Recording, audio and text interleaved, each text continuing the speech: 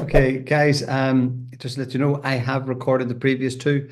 I have them up on a private YouTube channel. Once today's gets done, I'm going to send it to Aidan. Aidan can then distribute it, but we've all agreed at the start that this is for personal use only. Internally, it will not be distributed to anyone else, and anything that we say is collectively private between those that are said here. Okay, let's get started. I'm going to give a quick run through for the last 2 days. Because Brian wasn't here, he's going to make us repeat it all. So we're going to repeat it all slowly. To make, I'm kidding, of course. Guys, today is getting slightly more technical and implementable. And how do you use these large language models? Where are they going technically? How are they getting integrated into our workflows? How are they getting integrated into society? How are they getting integrated into other technologies? We're going to take a look at that. And then we're going to take a look at use cases that cover everything that we've done over the last 3 days, should tie everything together. It's always nice to have stories. I think we've three case studies. Two are true and one's not true. And I'll point out the one that's not true. But I'm telling it as a case study, as a story, so that you can visualize how it would work in your own organization. Just to cover the essentials, this has been sponsored by the European Union, and that's why it's so fabulously good value. We're on to day 3, unleashing value in your company. We've done innovation yesterday, and we looked at how small businesses use it on Tuesday. A very quick run over Tuesday. Everybody will have an AI. Business leaders cannot wear it as a badge of honor by not knowing the technology because they're an accountant or they're a scientist or they're a business leader. It's the same as a pilot not understanding what a jet engine does. It's needed that they understand the capabilities, not how to work it, but its capabilities and its impact.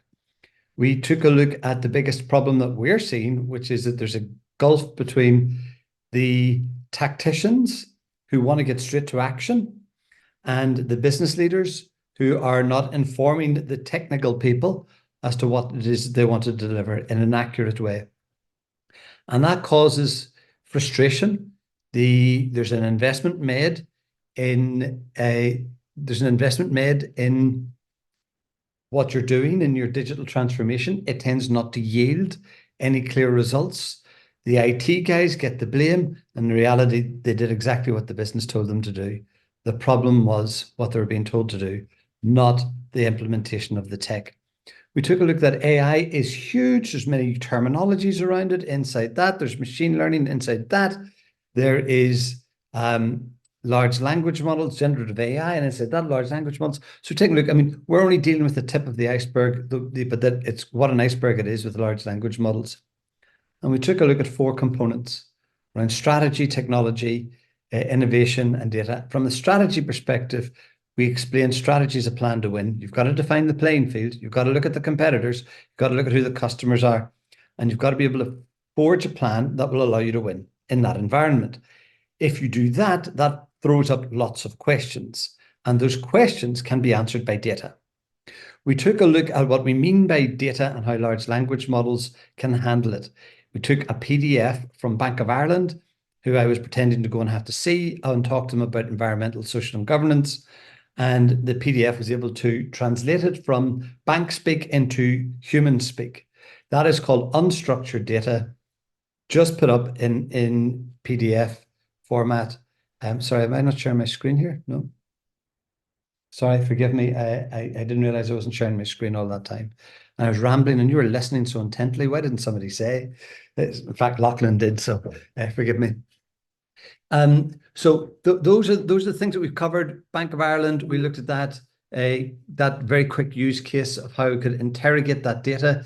We took a look at this, a huge data set, and how when you zoomed out, it was so massive you couldn't comprehend it, but you could zoom in, zoom in, zoom in. And we uploaded the questionnaires, the data, the reference material. We didn't tell ChatGPT anything about it, and it was able to define everything. It figured it all out. It was able to do some crazy things around understanding the data, regression, to be able to understand clustering, anything that would have taken high levels of mathematics in the past and expertise has now just been wiped away by simplicity. We took a look at Susan O'Grady and her innovation, which combined quotes that had gone out, which is this kind of data, like the Bank of Ireland PDF, many quotes, along with data from geological surveys, which is structured data. So you had unstructured and structured data. She's able to pour it into the same AI and is able to make a predictive model for quoting that's more accurate than the sales guys. We also took a look at how a business leader was able to dismiss a business idea, not create one, but dismiss one very quickly using data and AI in that respect. He was able to ask key questions that were needed from the strategy. What is the cost per acquisition? What is the lifetime value? Is there sufficient market demand? How do we know we can displace the competitors? When his team did not have the answers, he canned the project in minutes. So this is you get to the disappointment quickly, which is one of my favorite lines, get to the disappointment quickly. Yesterday, we looked at the innovation circle. We went round that innovation circle, starting with strategy, which that nail that I kept banging on about strategy comes first because it creates the questions. We then built a minimum viable product. We were able to do this in minutes. Once we understood the value we were trying to create, has to come from the strategy. It then allowed us to test it and persevere, pivot, or pause. We took it to real life case study of the hero Limerick legend that is Mark O'Sullivan. I hope he's listening and he hears this some stage. What we did in terms of getting him ready to go and win a deal, and he took the stuff from a business perspective in a market he is not currently servicing in an emerging opportunity, and he closed a deal. He's now in throes of pivoting his organization into a much more lucrative market. And so in summary, we then took a look at what it really takes to prepare all of this. We need strategy, we need innovation, we need technology, and we need talent. That's really where at the center of that, when you've got those assets together, you can then really move forward from a business perspective. If you're a small business, you have to have all of those. That's the downside of a small business. If you're in a larger business, it's the structures and processes that drive that. So here we are, day 3. Here's what we're going to take a look at. It's more about the technology today, but in this look from the technology, we are going to take a look at maturity models. So where am I now? It's one of the key questions that we keep getting asked. How do I get there? And the answer is, well, it depends where you are. I mean, you got to start off by understanding where you are, and then you've got to understand the journey. And even if you want to go on the journey, because not everybody has to, depends what your ambition is. I mean, if you're a small accountancy firm in County Louth, and that's where you want to be, and that's how you want to keep it, there is no one saying you've then got to go and automate and start building products. If you want to export internationally, yeah, you do. You got to differentiate as you go into larger and larger markets.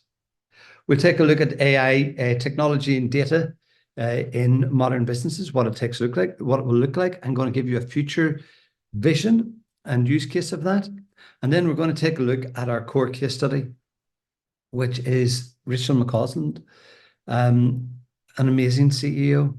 She has both youth and brains, second generation business, able to drive it forward, has radically changed its success. Not that it wasn't successful before she took it on, but it is radically more successful now she has. So with all of that in mind, let's get started. Let me get started by talking about a bugbear of mine. It's stupid ass memes that keep telling you should never give up. You know, the Stephen Bartlett stuff that comes up saying, if you just grit and determination is all you need. No, it's not. It's evidence that what you're doing makes sense. And the only way you will find the success is by giving up the stuff that's not working. And that's what strategy requires. The constant ability to assess where your energies and resources are deployed and giving up the stuff in order to create capacity to test and experiment with the new. And the fear most of us have is, well, I'm good at what I do. I'm good at that stuff. But the reality is the market is automating it. And that's happening right now. at scale across many industries, mine included, consultancy industry, education industry, mine included. The best consultant in the world is now ChatGPT. So you have to give up stuff. It's just no longer relevant. And the antidote then, once that creates capacity, is that we have to go on that journey of self-education, innovation, and activation. On day one, we looked at it. On Tuesday, we looked at education. Yesterday, we looked at innovation. And a lot of today is about taking that and activating it. How do you make it real? So it all makes logical sense. Everybody with me so far? Good stuff. Good stuff. Thank you. Anybody got any questions so far? Are we happy to just keep going? No? Just jump in, guys. If anybody's got questions, just jump in. There is no such thing as a bad question. I know there is. I'll tell you. That's just, no, I won't. Honestly, there's no such thing as a bad question. Come on, come in at any stage. When we talk about educate, I'm just putting this into context for the technical. I'm going to get to technical, which is the activate. In my experience, it doesn't work unless the leadership have got the cultural readiness through formal education. They know what to expect. They know that this isn't going to be easy. They know that the guy with the PowerPoint slides makes it look easy, but in reality, it's not. And they also have the strategy that can leverage AI. That comes first. That comes first. Education of the senior leadership team. And if you're the senior leader, that's what you have to do. Train, understand its capabilities, understand transformation, understand what it means to pivot or persevere, understand what the data means. Start giving instructions that are linked with data, as opposed to pillars of just work that we have to execute. The strategy itself can be enhanced using this new technology, but innovation comes from the starting point of understanding the customer's pain, problem, or unmet need. What does the customer want? What is the customer like? Now, here's the thing that I'm finding. In most of the successful engagements that we've had over the last 3 or 4 years, we haven't made someone more their product just more innovative. What is happening is the innovation lemon, especially in mid-sized companies where we would act most, the innovation lemon has been squeezed. The same products and services that we're delivering last year, a year before, the year before, the year before that, have been squeezed and squeezed and squeezed, and they're super efficient and you're really good at it. Where the opportunity to innovate comes is where new markets segue across each other, where they dissect each other. So, for instance, if you happen to be in financial services and somebody else is in farming, financial services with farming, with AI, that's the meeting point. If you happen to be in production of marketing materials, branding materials, and then you find that there's another industry, telecoms industry, and something else coming in. If there's something that those skill sets can address a new problem, that's usually where the opportunity to innovate lies. Now, that means co-creation. But that's really where all the new innovations are coming from. They're co-creating. This is why we're seeing, in particular in financial services, the whole fintech industry. Fintech industry is anybody that uses a banking service at all, but is operating over in, they're supplying the drone to the farmer. I'll do the payments for you, said the bank. I'll integrate that. That's where the innovation point is coming. So then by the time it comes to activation, there are a couple of key assets that we're looking for. The first is called a data moat. AI models, if they're going to become part of our product or service offering, are most effective when we can create something, an insight, leveraging data that we have access to and no one else does. Now, it could be your financial data, but by and large, one company's financial data is similar to the other. It could be your machine data. It could be your transport network data. It could be your customer user data through the website. It could be anything that has data that is unique, that can be brought to add value and insight back to the customer, means you're building a moat.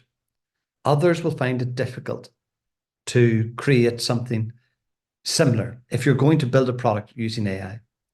And then what we seek is the data flywheel.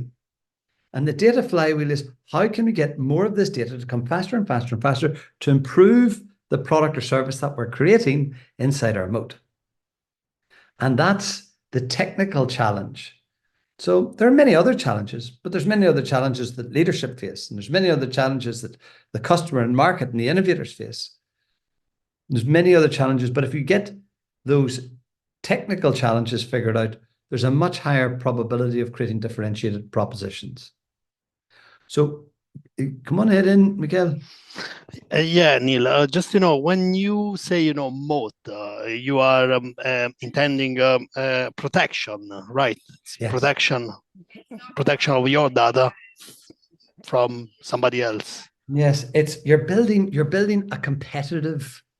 The data is helping you build a competitive barrier to entry. So I'm not going to reveal, I'll give you a quick case study, but I'll not reveal the details of it because it was private. We were hired by a company because they needed a data moat. And we went after an acquisition of a third-party company, and it wasn't for their product, it wasn't for their services, it wasn't for their customers, it wasn't for their revenue, it was for data that they had collected from devices. Because when you couple that with our data, match made in heaven. Bing! So the value that we could put on it was not based on their financials, but on the value of their data, because it gave us protection. Now, that's a strategic play. That's a good strategic play. But that leadership thinking doesn't come close to that point unless you've gone through the rest of the journey. Technically, anybody could do it. Data can be easily swapped.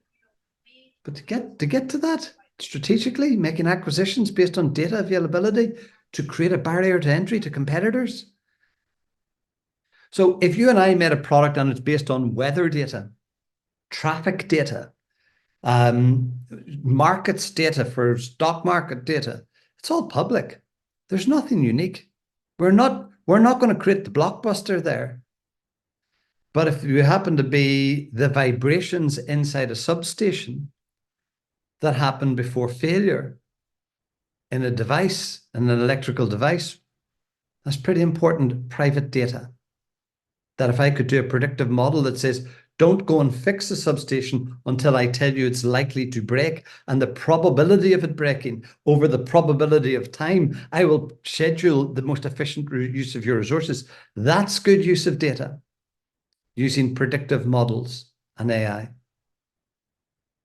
So it's a journey. It's not just turn up some morning and everybody's there. Everybody's there. I said that the starting point is just start messing around. I wish I had a more scientific method for this. Just mess around. I mean, so what happens is we start with rapid experimenting, starting to do stuff, taking a business process and trying to re-engineer it, leveraging ChatGPT or another large language model. Then we get to the second stage, which is hyper-automation. This is the idea that you're going to automate things internally. And when you get to that stage of hyper-automation, you can then start building it into products and services. It's very difficult to make a super efficient product or service leveraging AI if your business isn't already automated to a certain degree. The product or service that you're trying to automate usually relies on the business being somewhat automated. So it's identifying how you move to that second level. So to put a little bit more dressing on this, usually you start off with purchased solutions, AI-enabled purchased solutions, which I'll show you in a second, and you educate yourself. But the value creation is very low. You can write a better letter and make a better brochure, but so can everybody. I mean, it's an expectation. The value you're creating is low, but it's still a good starting point. It's better than nothing, but everybody's doing it. So it's not going to create competitive advantage. So then what happens is you try to look for productivity hacks on as you move up. Just quick solutions that used to take multiple parts are now being sewn together. And I'm going to show you this in my case study, and where you innovate. And then the third level you move up is into product integration, where you activate. And what we say is operational efficiency space, the experimental space. You've got to be innovating in this space. That's where the value starts to get added. To do that, you've got to build the structures that we talked about yesterday. And then in that competitive advantage space, if you want it to be perpetual, not a one-time hit, you've got to build on top of the automations that you're creating in your business to be able to access it and offer it out to customers. There's no point in you being the most efficient business in the world and the customers not feeling the benefit. You're not creating competitive advantage. And the whole key to this, the whole key to winning, strategy to winning, is about creating as much competitive advantage, protected moat-based competitive advantage as possible. So this is a mountain. This is a mountain. It's a journey. The journey requires that we prepare, that we are ready for it. It's deliberate. This doesn't happen by accident. This is why big companies are getting ever bigger and small companies are struggling, because the big companies have resources. They get this. They have the McKinseys sitting in their Deloittes and their Accentures just coming through the doors en masse. They have been doing it for 10 years, preparing their data, getting ready for this stuff. And so they're very difficult to depose. They're very difficult to catch. But anyway, let's go. Where do we start? We start by messing around by using a million tools that are out there that now embed AI. And they're in design and chatbots and marketing, video production. Here is what's happening now with Microsoft and Microsoft 365. This is at the very base level, just with rapid experimenting.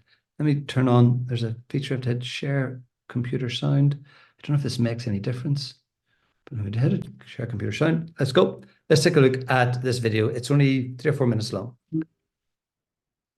Back in November, Microsoft had a keynote event. And that's what brings us here today. That's why today we're announcing Copilot, our vision for everyday AI companion for you. And this AI companion would be integrated into all the leading apps from Microsoft. So let's say your boss tasks you to do some ad hoc analysis. Well, first in Excel, you can use Copilot to dive into the data. You can generate some new columns that your boss probably never heard of, so he thinks you're thinking outside the box. From there, it can either generate one graph for that new column, or take it a step further and do multiple graphs for all the data. So now that Copilot found your problem, now you need to get an action plan together. Inside of Word, you can have it generate a day-by-day plan of how you plan to accomplish this task that you're never actually going to do. You can even generate some cute pictures of you and your coworkers to make it seem like you enjoy your job. But a project isn't official until it has a PowerPoint. So you feed that Word document into PowerPoint and Copilot gets to work generating the slides for your plan of action. Man, you're gonna be a hero. So finally, we need to tell everybody how great you are. We can draft an email summarizing all Copilot's, your work. It can even rewrite it if you're a little too harsh. You've got mail. Now the final step is to share your insights in order to solidify your dominance. By the way, don't you just love when nobody turns on their camera? Now, when Isaiah arrives late, like he always does, he no longer has to look like a fool. Instead, he can just ask Copilot what happened so far in the meeting. After the meeting, all the different insights are summarized. Not only are key topics broken down, but also follow-up tasks that you assigned your coworkers. So now you have backup from Copilot when they don't deliver on what they say we're going to. So you get the idea. This is now integrated. It's an additional, you can just turn it on. It's available right now, Mac or PC, available in corporate, enterprise, single user version. So we're starting to see, this is ChatGPT in the background, simply starting to drip its way into every single app that we will be using in the future. Apple, Meta, they're both the same. Google, the same. They're all planning on doing the same. Here is how smaller LLMs, I'm going to look at the size of LLMs in a second. Smaller LLMs are now starting to appear inside phones. I don't know if you've known this, but anything from iPhone 11 on has had a dedicated AI chip in it. And they've known this is coming. You're going to start talking to your phone. It'll be a different interface. It won't be all those squares and boxes. It'll become conversational. Here is what the latest Samsung Galaxy is doing. Follow me for a live demo of our first feature, Circle to Search. It's a new way to find what you're looking for using just your finger. All you gotta do is circle it and find it. Find what? The lamp. Let me show you more. Landmarks. Circle it, find it. Ooh, landmarks. Thingamajigs. Whatchamacallits. Just circle it. Cool. I know. Whoa, I think I get it. Good. Next feature. With Live Translate, I can speak a bunch of languages with my own real-time translator. Let me call one of the engineers from Korea and show you. 여보세요? Hello. Gina, hey, how are you? 난 잘 지내지. I'm doing well. So, I need an expert to tell Stuart about the amazing processor. 나한테 그 완벽한 영상이 있어. Oh, I have the perfect video. So get this, the new Pro Visual engine uses AI to deliver amazing colors, extreme detail, and easier editing. The first quad telesystem enables 4 levels of optical quality zoom and up to 100 times digital zoom, all enhanced by AI. Just like that. So, do you get it now? Whoa, there's so much Don't worry. I summarized it for you.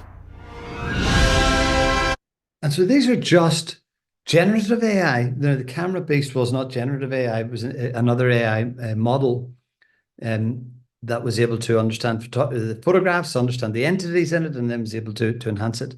I mean, none of this stuff is new. And all of this that I've just shown you is available to you. There is no technical barrier right now. There is no technical barrier.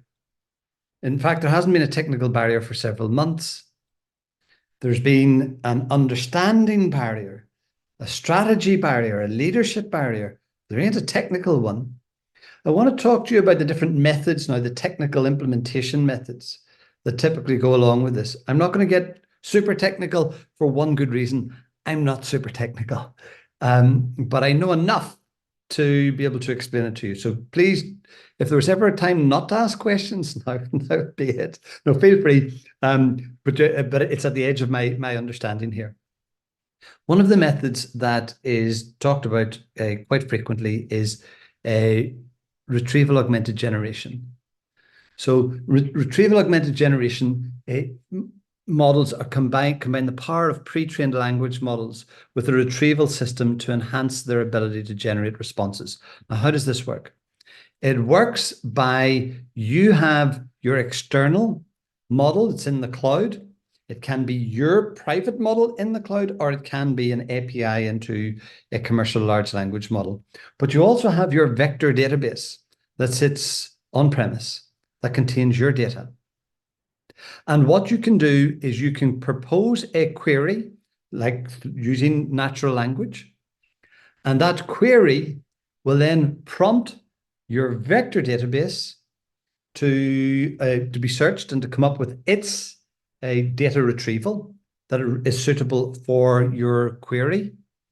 It then takes those results and returns it to the app, and the app then goes out and prompts for an augmented search leveraging an external large language model. Your data didn't leave. The snippet of out of context data may have gone to the large language model, and it comes back fully formed as a response to your request. To the user, they're asking the company's systems and don't know that it had nothing to do with privacy, firewalls, and data security. So retrieval augmented generation means you can keep all your database in-house. It doesn't have to go out. Answers go out, not the data. And the answers are put in the form that we are used to with ChatGPT. One that we have jumped to because of questions that came up was LM Studio. Now, if LM Studio it's not actually, LM Studio isn't a tool as such. LM Studio is a front end that gives you access to open source large language models. The open source large language models are free for commercial use. They're not as good as ChatGPT 4 Pro. They're not as good as Gemini. They're not as good as all of the new LLMs that we're going to see. But in most scenarios, we don't need it to be able to write a song in the style of Mariah Carey to Rebecca about pens. Look, Rebecca, that should have happened by now. If it hasn't, I'm going to make sure it does. So So what you can see here is that along the top of LM Studio, it's just the window. It's just the window. And I do encourage you to download it if you have a hefty laptop.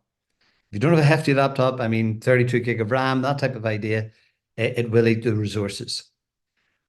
Llama is a large language model produced by Meta. We have Mistral, which is a French large language model that's open. Phi, Falcon, all of these large language models. And you'll see this. Here's one. The file size is 2.67 gig. It's small and it's fast.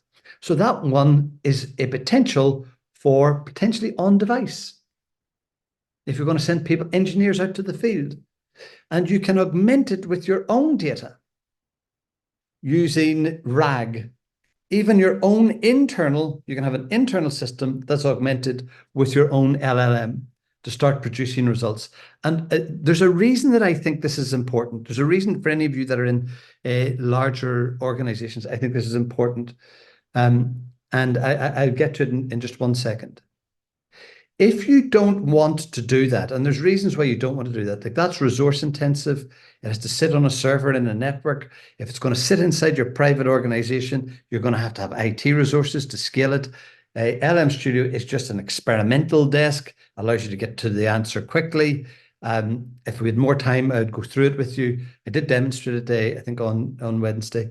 I have it running on my laptop. It's very good. I mean, there's 90% of anything you need, you can do locally. So here's the second way that you could also do it. And that is, I'm going to just go into ChatGPT. I go to log in. It then gives me 2 options, ChatGPT or API. And the API is designed for almost novice developers like me. I can even ask ChatGPT to write me the code that I need to connect my Excel database, my local database into ChatGPT and start having them access one another. Now, the issue of privacy there, that's your business, that's OpenAI, it's out in the marketplace. Your data will go out to get the response, but we don't use your data if you use our API, claims ChatGPT. So that's the claim. Whatever you upload is private if it comes through the API. In other words, if you're paying us, we won't use it. If you're not paying us, that's the price. That's the price you've got to pay. You lose privacy. Okay, I said I'm giving you 3 use cases. One I've made up. This is the made-up one. But I could definitely see this happening. We're going to have to give this guy a name. Anybody want to come up with a name? That looks like a Fred to me, Niall. Well, we can call him anything we want, Aidan, and the reason is he's not real. I generated it with AI. So he's never going to get it blended. But Fred is working 4 p.m. on a Friday. He's in a print factory. He has aspirations that he wants to move into sales. He has a pleasant demeanor. He is not afraid to take on things that he doesn't understand. And when he gets the phone rings at 4 p.m., he picks it up. When he picks up the phone, now, even though he's working in the print factory floor, a customer at the other side, or it's not a customer, it's a potential customer, it's an account that the business has been trying to win, has been let down by their supplier. The client on the other end of the phone gives their name, and Fred goes to the internal large language model and types in, do you know who Nico is from this company? I don't know what inspired me to call him Nico, but there you go. The LLM turns around and goes, yes, Nico de Veras. We have worked with him before. It was 3 years ago. We put in a quote. We didn't get the business, but they're top of our target list for sales. So the person's still on the phone. And they start to say, look, here is what we would need, but we need it by Sunday. He then types in and says, could you give us some indication of price? He types in the bill of quantities that's coming through, and the LLM goes and looks for previous quotes of similar nature and gives guidance price, but not the exact price. The client says, that's great. You're going to really save my bacon. Can you line this up? Do you have capacity? He asks the LLM which then goes into the production scheduling data and comes back with the answer. Fred hasn't left a single interface. He then goes in and says, well, what would I need for my team to schedule them? Can you, internal LLM, sort this for me? An alert goes out and updates the scheduling. Now, we haven't done anything just as simple as that or straightforward as that yet, but I'll tell you now, it's coming. It's coming. All of these systems, the interface, the natural interface, will be a conversational interface. And the user doesn't care how they're connected. They don't care. This is unleashing data inside a business. This is what I'm talking about when I'm talking about stage 2 hyperautomation. So, and I mean, is it difficult to do? No, my understanding is it's not technically difficult. It is not technically difficult. It is difficult to change your work practices. It is difficult to change structures. It is difficult to get people to collaborate and coordinate. But it's not difficult to get that stuff sucked into a vector database and a large language model able to query it. That's not the difficulty from what I understand speaking to technical people. Doesn't mean it's easy, but like everything in digital transformation, the technical guys, if you give them enough direction and enough time and a bit of budget, they usually accomplish it. The problem is nobody's asking for it yet. So the debate that we have going on here, raging, is do you use that open source free LLM or do you use a commercial LLM like ChatGPT or one of the other many variants?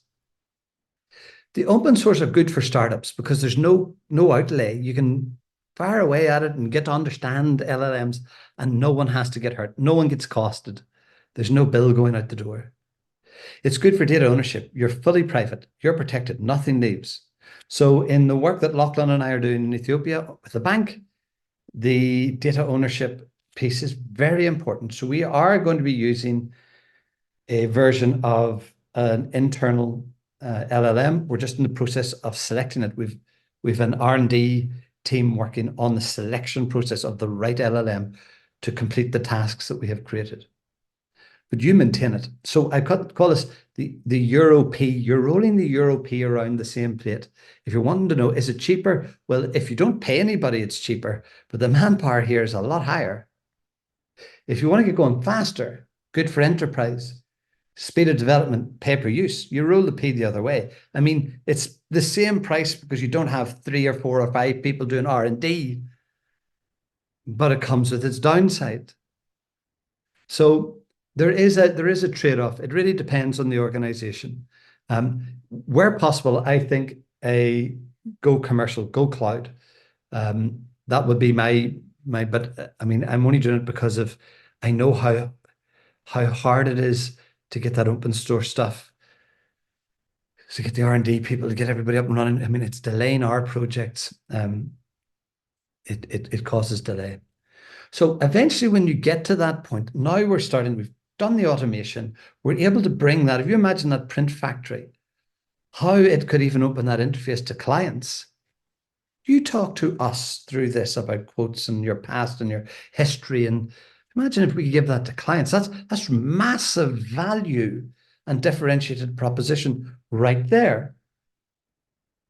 And that you could integrate, into your own products and services. The whole thing, we've talked about LLMs, but the whole thing is driven by what is it that drives an LLM? Anybody? What is the number one? If the LLM is the engine, what's the oil?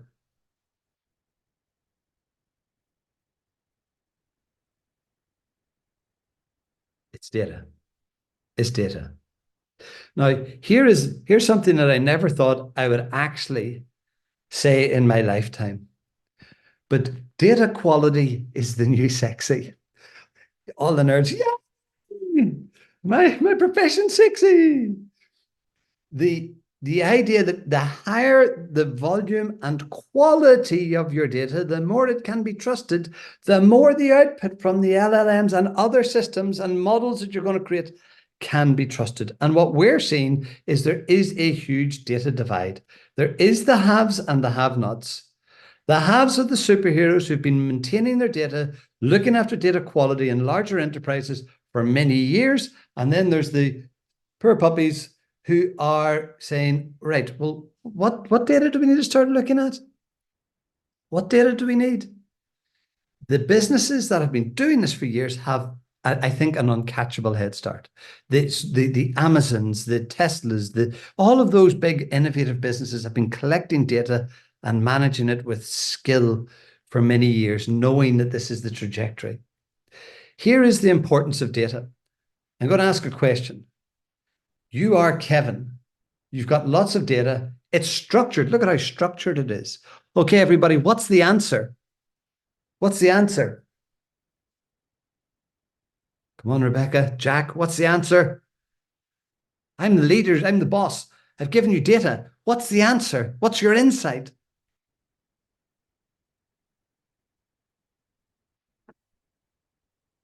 Oh, maybe you need more data. That's what it is. I haven't given you enough data. I'll give you more data. What about that? What's the answer now? Michael, what, you want more data? Okay, I give you more data, more data. Actually, it's a spreadsheet. Sorry, I should have told you it's a profit and loss account. Now, what's the insight? Brian, you're the accountant. What's the insight? And the answer is, what's your question? Sales figures are the same for every month. Yeah. What's the question? Everything's very, very patterned. Their margin is the same. It's not really realistic. What if I were to say, Brian, I'm thinking of acquiring this business. And by acquiring the business, I need in December to cut out all of its costs. And I won't have to take the employee costs, the directors' emoluments, and then I could remove December's costs and we could get into an integration. Could you start giving me better advice at that stage? Yeah, well, you're going to take out 1/12 of it, but you're going to lose part of the profit as well. The data is not really realistic because everything is exactly the same. It looks made up. It is made up. It is made up. The point of the exercise is this, though. The data itself doesn't give you an answer until you ask the question. The LLM, if we put that into an LLM, it will start to give us the answers to the questions. Where did the questions come from? The questions come from the strategy. How are the questions derived? Now, we've taken a very brief look at this. It's about understanding what you want, know yourself, understanding what the customer wants, understanding what the marketplace has to offer, availability of resources. And there are countless free tools that you can access that have your private data. What are customers doing when they come to your website? Google Search Console. What's happening in the web in general? That data is free and personalized to you. Google Keyword Planner. How many people are actually looking for what you sell in Dundalk? How many? We can tell that. How many will be looking next month? I can predict that.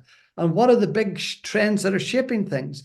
All of this data is free, available, and downloadable. If you go to Google Analytics 4 and you just log in and you see the dashboard, in the top right-hand corner, there is a download button. That download button allows you to take out a download file.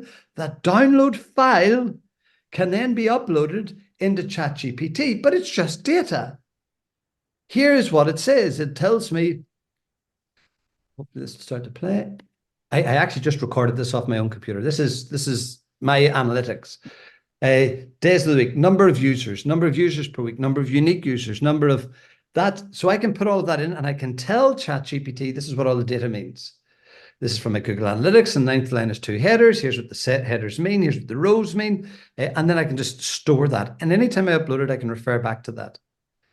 And then it starts to try to tell me what it can decipher from my own personalized data. And then I can start and ask sensible questions like, how do most customers find my website and what do they do when they get there? This is messing around with data, but this starts to show the value of the data. This is well-structured data that no one gets value from. I ask many businesses, how many customers are looking for what you sell? How many customers are you selling to? And very few can answer from a digital perspective because they think it's a marketing thing. It's not. It's how you're performing in your market comparison to others. Large language models will take care of that. That has to come from the strategy perspective. So here is the challenge. You're starting to climb up the wall, and what's happened is your business gets stuck. It gets stuck in digitizing mode. Digitizing is using technology, systems, and processes to do things faster, cheaper, better. That's it. And most organizations haven't changed the product, services, or business models. They've digitized them, and so they should. That's definitely where 50, 60, 70% of our efforts should go. But it's not transformational. The same value proposition to the same customer set, the customer doesn't see much in the way of benefit. They used to get their bills emailed to them. Now they get it online or through an app or something. Digitized.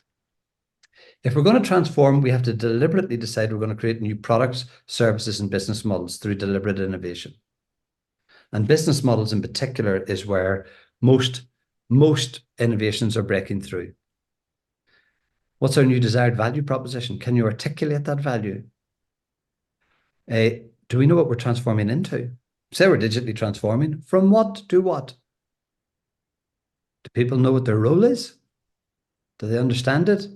And are they inspired by this emerging technology to do things differently? And when we get to that transformation stage and people start to understand their role and understand how this works, then you can move to hyper-automation. The reason is when you start to go through transformation and innovation, people get to see the new horizons. They get to see that they're making the new horizon. They're part of it.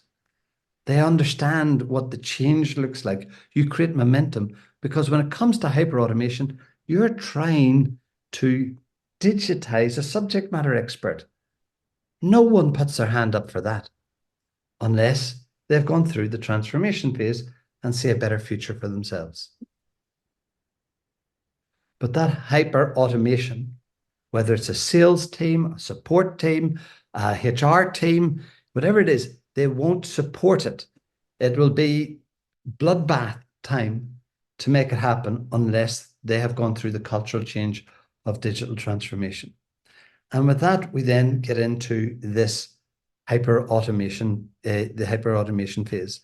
And from the hyper-automation phase, you can then start to build it into the final phase of putting it into product, services, and business models. Okay, any questions so far? You've been very quiet for 45 minutes. Yeah, putting the information from Google Analytics into the likes of ChatGPT, is it like Google Analytics tells you an awful lot about what's going on? Is there really benefits in trying to interrogate that data further using ChatGPT? Have you seen that? Well, so it depends on your level of skill in Google Analytics. If you understand a attribution modeling, for example, so I'm going to create an attribute depending on where a customer came and create funnels and pipelines, and I'm going to start looking at the weighted averages of who has been the better customer depending on their source and their destination and their conversion, and you have events set up. And if you have all of that stuff set up and running and you understand that interface, use that interface. But 95% of people that I come across don't know that interface. So the idea of exporting it is that you can have a conversation about the data and get English responses back rather than people talking about the ABCs. ABC is how you acquired a customer, what their behaviors were, and their conversions. To understand the ABCs and to create the funnels inside the tool is a very step-by-step kind of knowledgeable process. Stick it into an LLM. If you've got the right questions, it will answer them. Yeah, I think our problem would be that the API, it's not connected to our CRM system. So, we're seeing where customers are coming from and who's interrogating our information that we're putting out there, but we can't actually see from the sales side of it where it's generating into the sales if there's no link there. Yes, So, that's attribution. That's attribution. Yeah. So you need to have those systems integrated. So if you start, here's what I find, Brian, if you are asking the question, and it's important to the business. The least hard bit is integrating. And the hardest bit is creating an actionable outcome when you find out the result. What are you going to do differently as a result? And that's the hard bit. But if it's important and you're data orientated, there's a culture of data driven decision making at leadership level, then that data very quickly becomes important. Okay, very good. Thank you. Here is a quick case study, guys. It's Lowe, Lowe. This company's based in Lisburn. They're just up the road from you. And Rachel McCausland is the CEO. This is her dad, Rodney. She's just taken over. Rodney's still in the background, but he's playing a lot more golf than he used to. Lowe Refrigeration do the hiring of retail refrigeration. And so if you go into your Tesco or your Aldi or your Lidl, a lot of that, the refrigeration is hired because that's not what they do. If you go to trade shows, for food trade shows, anywhere in the world, they hire in the refrigeration. So, of course, during COVID, the business slumped. No one was hiring to go to trade shows, and they looked at what they could do because it didn't, at this stage, no one really knew how would they survive? Would it come back? Was the industry dead? We just don't know. And what they realized was that in all of these refrigeration units, they collect data. And what's happening is that because retail outlets move around, so they change the aisle that used to be apparel, and all of a sudden during Christmas, it's selling turkeys. But while it's selling turkeys, the blow heater is blowing down directly from the HVAC system because that never moved. And it's causing the refrigeration units to overwork inefficiently and could even lead to breakdown. So what they did is they collected data and they created an experiment. They looked to leverage the data along with AI.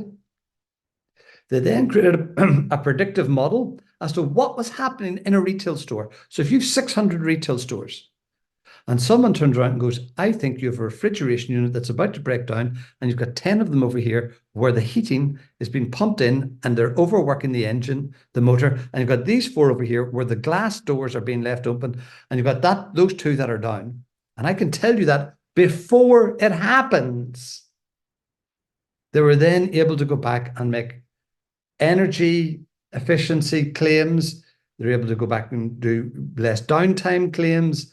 They're able to create a value proposition, a business value proposition. And that value proposition led to competitive advantage. But it wasn't easy.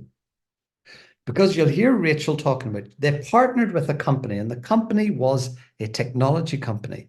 And the technologists took control first. And this is what the technologists came up with to explain what I've just explained to you. We'll stop it halfway through because you won't understand a word of it, but this was their marketing.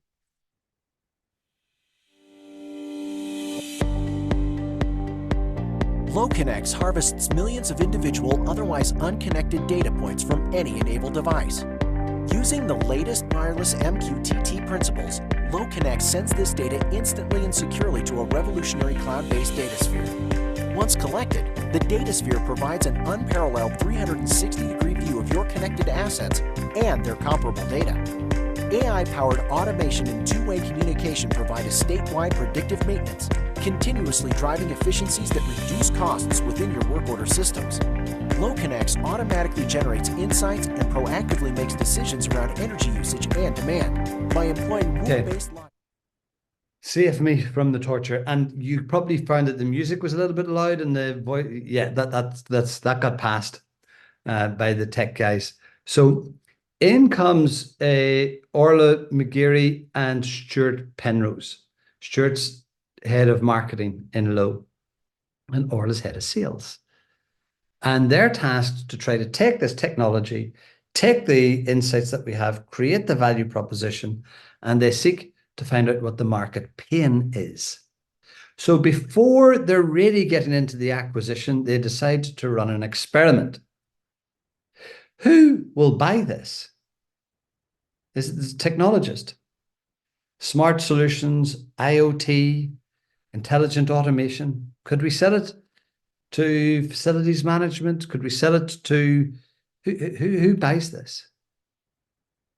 They talked about having SaaS tools and trying to go directly after a facilities manager. This one's after the IT director. We're now into the facilities manager. They then take a look at the finance director and try to say, well, look, we'll do comprehensive ESG reporting. So we'll act as a bureau. We'll collect all of your energy savings. We'll do it from a financial perspective, and we'll give you back the savings you can get. Or is it the sustainability director? So these are new roles. They're trying to make their mark, move towards a net zero future. A lot of businesses are claiming this. Okay, question to you. Put it in the chat. Put it in the chat. Go to the chat. Which of those 4 customer targets do you think was the buyer? Which one of those 4 do you think is most likely to buy? The IT director, the facilities manager, the finance director, or the sustainability director? Put it into the chat, which one you think.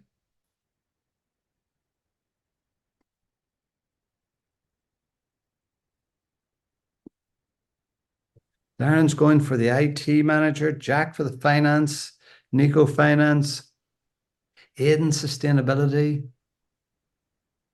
They targeted them all individually. Yes, Karen, they did. They went round each one and targeted them with different messages, different value propositions based on what they thought the customers would like. That's exactly what they did. Mikhail's going for finance director.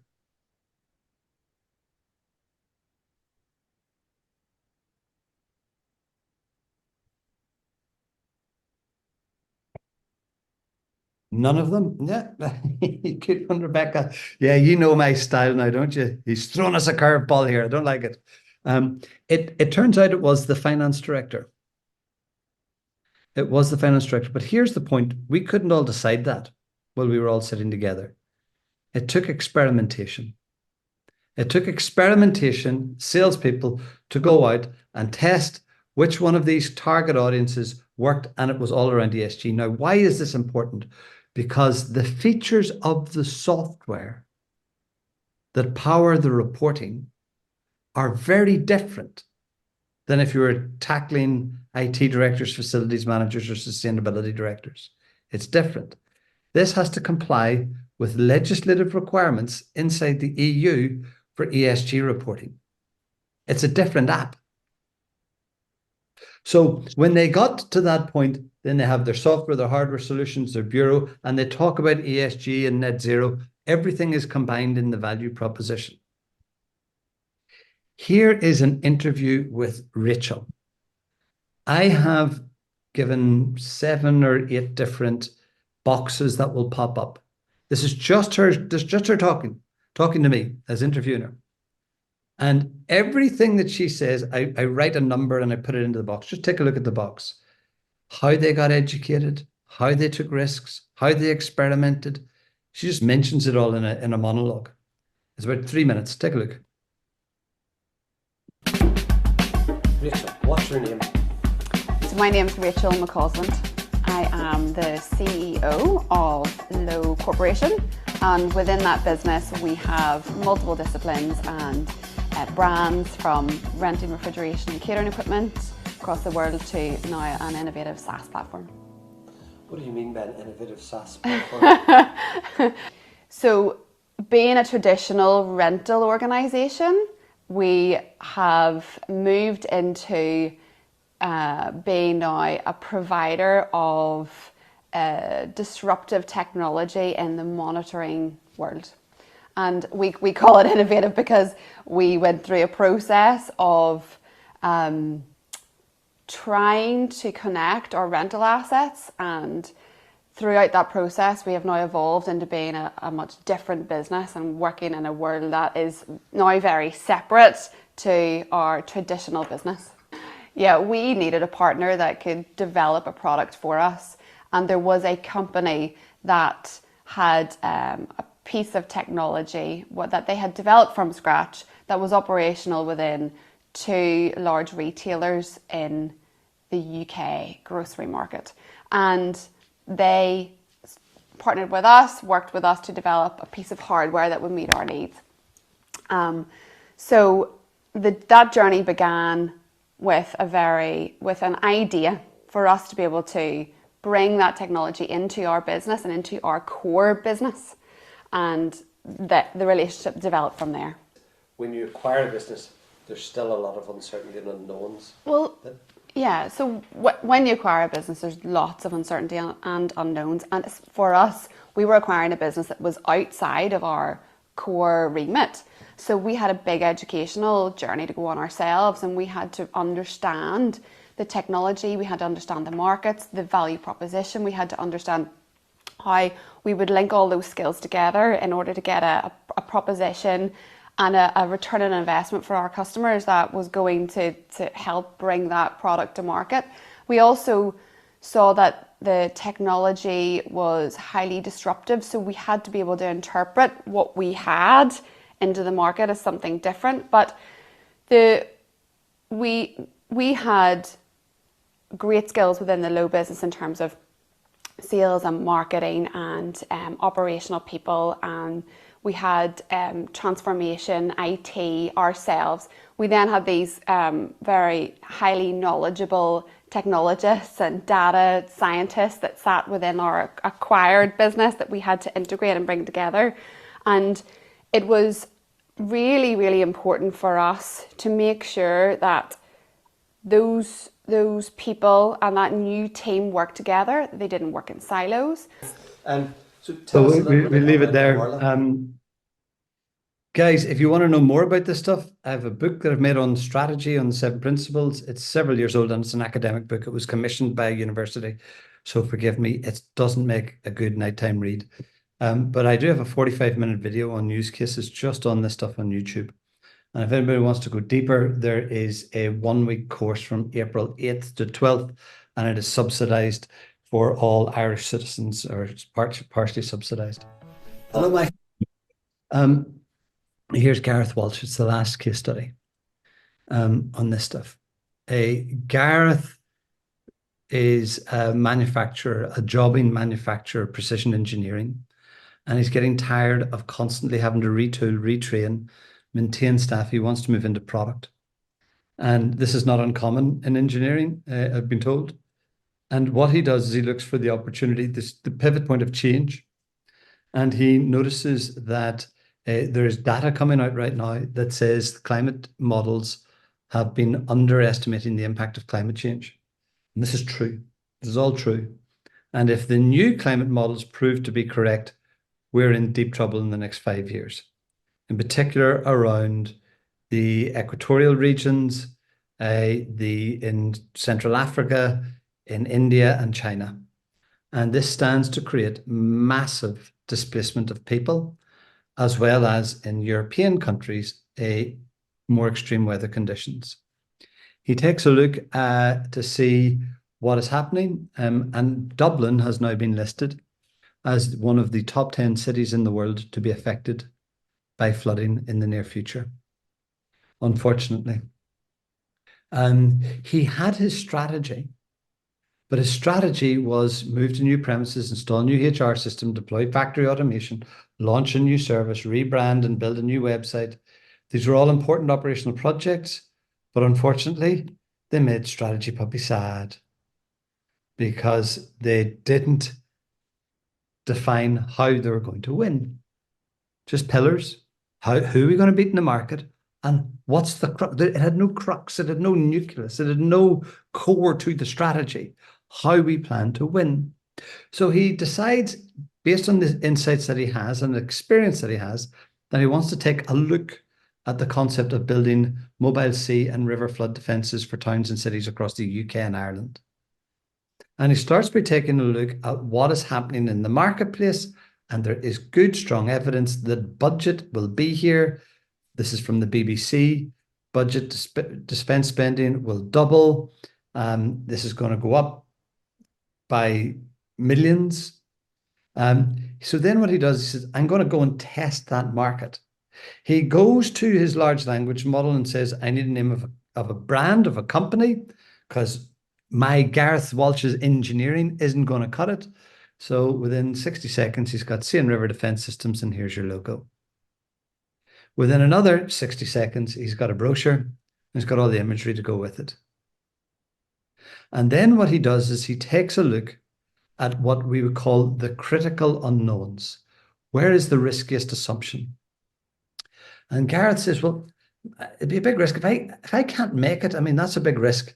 That's research funding. I need research funding for this. This is what he put in. I'm going to have to test the environment, test the commercial environment. I'm going to have to be able to get an effective product. I'm going to have to find first customer. They're all risky assumptions that all of that will happen. But are they the right risks? So he goes to ChatGPT and he says, I want to start a new division of our engineering business. It's a Sea and River Defence System. Our tests show that we can build mobile Sea and River Defence Systems that can be easily stored, deployed quickly and automatically, and will be essential for every town built on a river or near a city or sea over the next 20 years. What's the riskiest assumptions? Now, remember, he had put down that the riskiest assumption was, could he get research funding? That was his riskiest assumption. That's what he put into ChatGPT. ChatGPT says, sorry, Gareth, it's not that. It's market demand. Even if your product is technically sound, its success hinges on there being market demand. And the second would be customers' willingness to adopt. If you have no customers wanting to buy the proposition you're selling, if you can't provide that, you don't need research funding. Research funding comes down the line. And the beauty of this is that it's not in Gareth's control. ChatGPT scores it right. It reorientates his actions and activities to look at the critical unknown first. And it's almost always based around human behavior. He then takes the insights that he's getting from this to rearrange his own activities. Spread on the wall. This is strategy. This is how we perform strategic planning. He takes a look at know yourself, your customer. So we've got the diagnosis. We kind of know what we're doing now. We then have to take a look at strategic ambition. What is his ambition? And can he articulate it? Now, the need to articulate your ambition becomes very critical very quickly. Here's a little video I picked up. It was an ad that I got on my phone. I recorded it because I think it's really good. Masterclass. I'm sure you've heard of Masterclass. If you don't and you look for them, you'll be bombarded by ads for the rest of your life from Masterclass. But this is just a couple of little snippets that people say from the classes, and I think they're very insightful. Have a listen.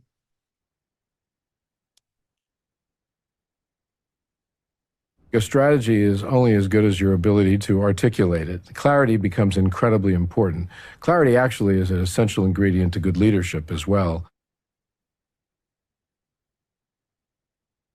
You've got to simplify the message you're going to give. Rather than deductive thinking, which is laying out all the facts and saying, therefore, this is the answer. Start with an inductive thinking. I think this is the answer because, and lay out the logic so people know where you're headed. So he's able to get his ambition, he's able to get his value proposition, but then he goes to take a look at the market and the market competitors. And what he discovers is there's actually some very low cost, non-engineering based alternatives to what he's proposing. He feels I should throw in the towel. But the reality is you've created your value proposition. It didn't take long. You understand your ambition. Go and show it to customers. Go and show it to them. And this would have taken weeks of deliberating and cogitating and organizing and putting critical unknowns. You're into the project 20 minutes at this stage. That's the difference. So he goes to see customers to try to find out what tasks they want to complete. He shows them the brochure and they say, no, we don't want to invest in temporary products. No, we don't want to store your product. Nope, we don't even want to deploy the product because it's so politically sensitive. As a local government, if you go and put barriers up outside one guy's house and he's important or he's a councillor, you're doomed. Favoritism, we don't want to do it. So if it's so politically toxic that actually the people responsible for it can't find a way to reasonably do it. It's easier to let the place flood than face the problems of politics. There's interdepartmental politics that make it impossible for single source buyer. Who does this? Is this flood defences? Is there a special department for that? Of course there's not. So they've different budgets. There's no shortage of suppliers in the market, chasing too few customers, and demand only peaks when the threat are near and the government procurement, and even then government procurement gets in the way. So he continues with his brochure, and at that time there were floods in Ireland, there were floods in Galway, and there were floods in the UK. And one thing he notices through observation is there's a real sense of community spirit during flooding tragedy. Everyone wants to help, but there's no coordination or positive actions for them to take. What, he says, what if we trained a citizen response flood defense team and created a coordination app to help? What if we stored the flood defenses nearby, had the coordinated team, and as the tension rose, people could rent what they needed or buy what they needed at an individual level and then coordinate to deploy? I need to create a financial model for my business. I'm going to attach a spreadsheet, and I've included the cost of creating products, storing them close to flood hotspots, building a citizen deployed workforce, and creating a pay-as-you-go ordering system that has AI-powered, demand-driven pricing and quoting system. Can you help me create the working business and financial model so I can present it to investors? Absolutely, says ChatGPT.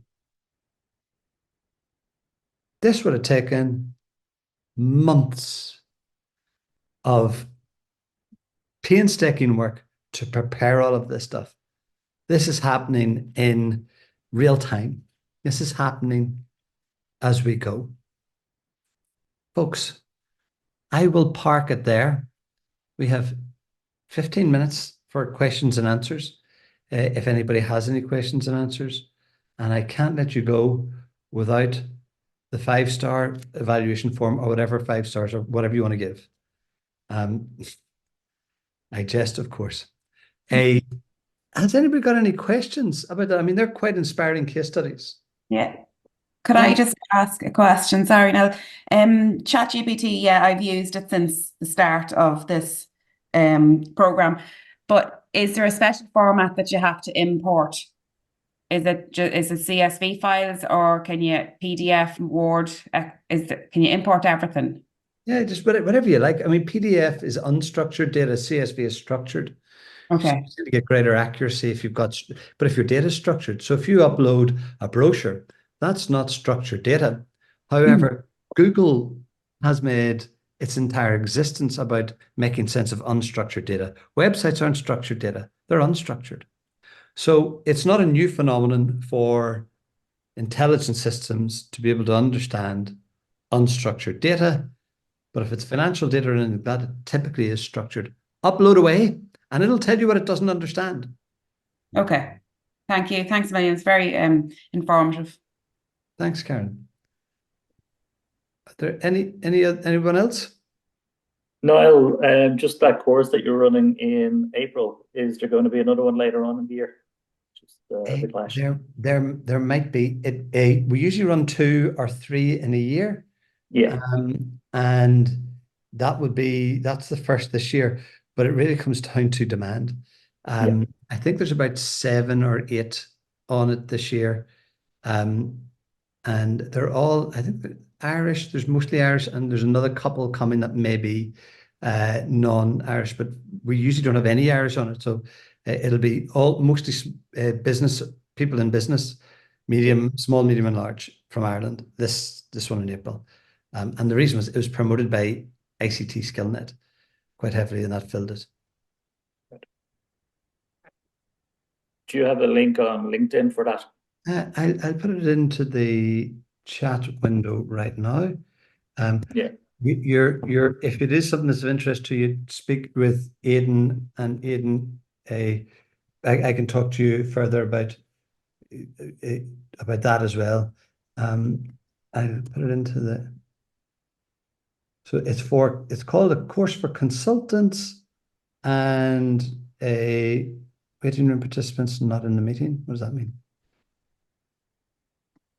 Lachlan, can you look after the? Oh, sorry, that's my fault. Send to meeting group. Yeah, it's the idea. The concept behind it is it's for consultants or senior advisors. Those that want to be the senior advisor. But we just go through everything that we've covered.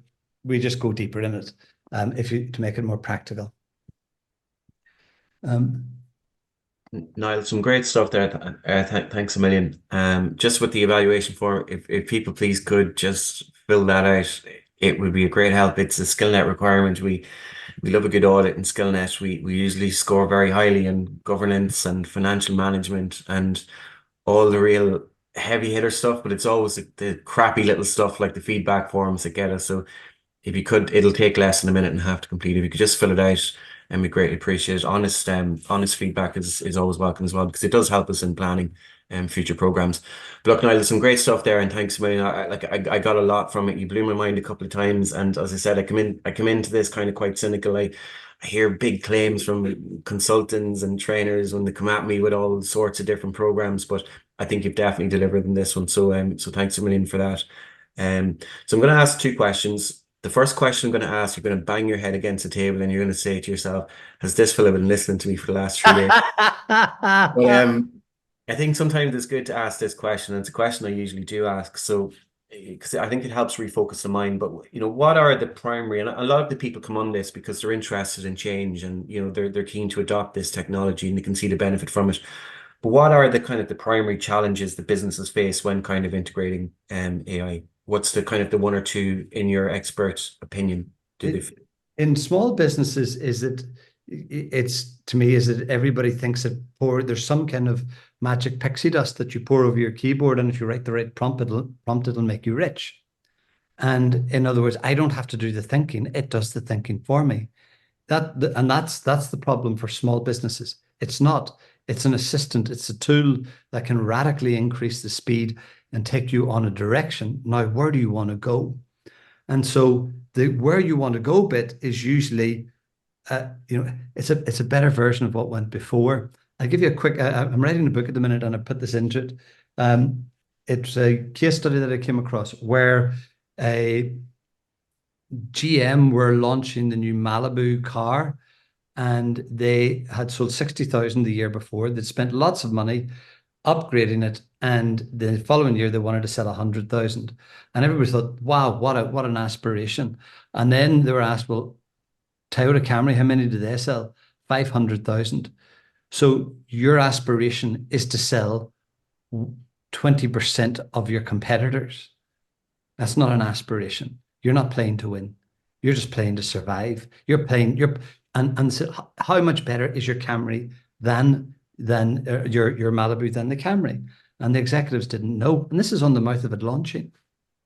And the point I'm making is, when we are in small businesses for many years, all we want to do is have a minor upgrade on what went before. We're not actually out to try to win. We're just trying to survive a little bit better than we were the time before. And that is more painful and harrowing than actually going out and trying to win. But if you want to win, you need to innovate. And innovate takes headspace, it takes resource, it takes bravery, but it's so much simpler now. So the first question we ask is, what's the diagnosis and what's the strategic ambition? And are you playing to win? And if we're not playing to win, then you'll find that it's a It's a nice brochure making tool that everybody's using. From a medium to larger size businesses, the problem that you have is the alignment of leadership and strategy through to activity. That educate, innovate, activate. You can't, unless the leadership are giving new direction, they're offering new operating models. In other words, you can take risk. Here's how you take risk. Here's the amount of risk. Here's the direction. Here's the diagnosis. If they're not providing that, then the technology doesn't get spawned. It's IT banging their heads against a wall, being told to transform a business, but not being told how or where or given the permission. So it's not a crazy question. I mean, it's probably it's the biggest challenge of all. Your question's actually, I think, is very smart. It is the biggest challenge of all. The tool fixes the problem. Now, what was the problem? And without that deep thinking, it doesn't fix anything. It's a toy. Play with it, messing around, messing around, and enjoy it. It's good. Great. Well, I'm definitely going to do a bit more with it now over the coming weeks. You give me a bit of inspiration there, a couple of things that I can use. So there's a good practical element to it as well. I'm thinking of some of the nonsensical documents that Skillnet send over to us that are 30, 40 pages long. So I'm definitely going to be sticking that in, and I'm going to stick that in, abbreviate into a paragraph. Done.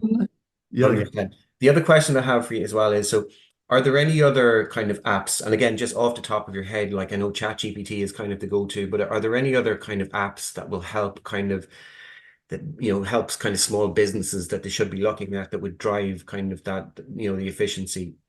Yeah, I mean, there's different ChatGPT alternatives, but the reason I use ChatGPT is in the same way as people don't talk. If I were to talk to you about indexable search engines, you go, you mean Google? So it's the same thing. ChatGPT is just a synonym for large language models. But there's so many. I think somebody's actually just put a whole list up. Jack has just put one up in the chat. Airtable public a URL. Jack, do you maybe want to answer that about the tools that you found? Maybe Jack's shy. Are you? So there's hundreds of tools. They tend to be in that whole space of automation and creativity.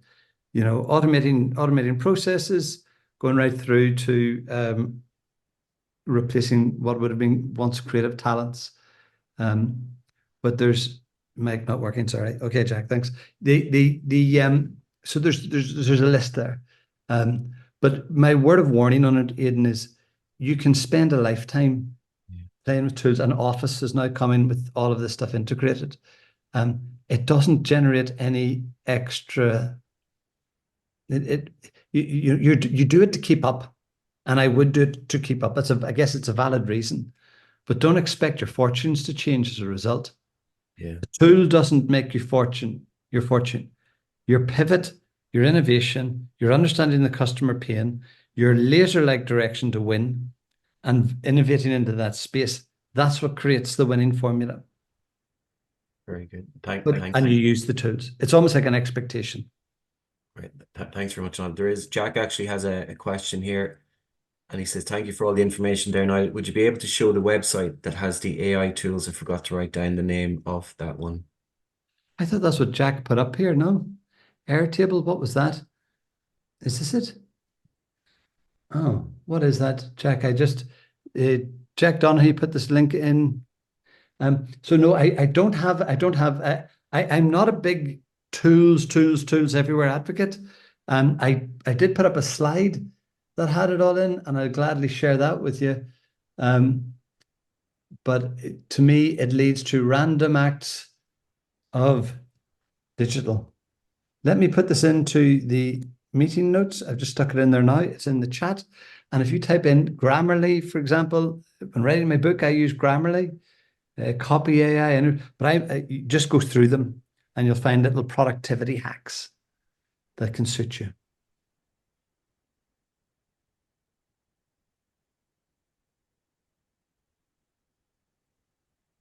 Does that help?